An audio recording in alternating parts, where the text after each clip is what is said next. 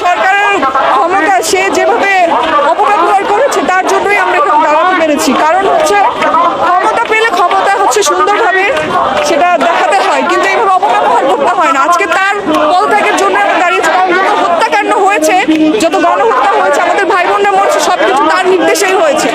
Police হচ্ছে সরকারের চামচা। পুলিশকে সে যেভাবে নির্দেশ দিয়েছে, র্যাবকে সে যেভাবে নির্দেশ দিয়েছে, ছাত্রলীগকে সে যেভাবে নির্দেশ দিয়েছে, তারা তাদের মতোই কাজ করেছে। সরকারের কারণে এসব হয়েছে। এই সরকার আমরা চাই না। এবার সরকারের পদত্যাগ চাইতে মাঠে নেমেছেন টিকটকের জনপ্রিয় তারকা আরোহী মিম। শেখ হাসিনার গদি নাড়িয়ে দিয়েছেন জনপ্রিয় টিকটক তারকা আরোহী মিম।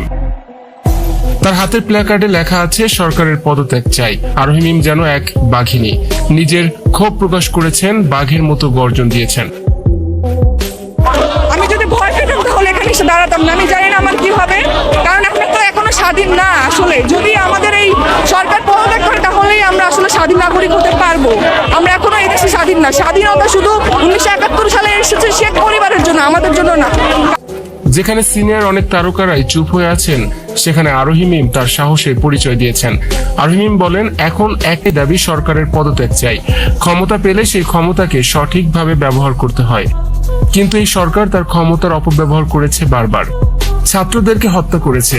এই স্বৈরাচারী সরকারের পদত্যাগ চাই। যত গণহত্যা হয়েছে, ছাত্রছাত্রীদেরকে মারা হয়েছে, সবকিছুই তার নির্দেশে হয়েছে।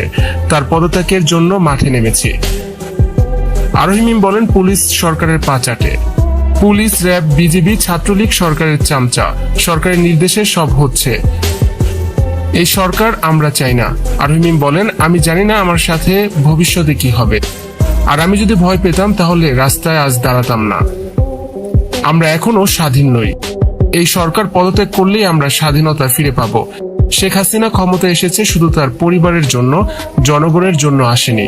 এমনই বাঘের মতো গর্জন দিয়েছেন টিকটক তারকা আরোহী মিম।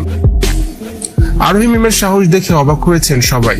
ভিউয়ার্স, আরোহী মিমের এই বক্তব্য আপনাদের কাছে কেমন লাগলো জানিয়ে অবশ্যই কমেন্টস করুন, আর ভিডিওটি বেশি বেশি করে শেয়ার করে দেবেন।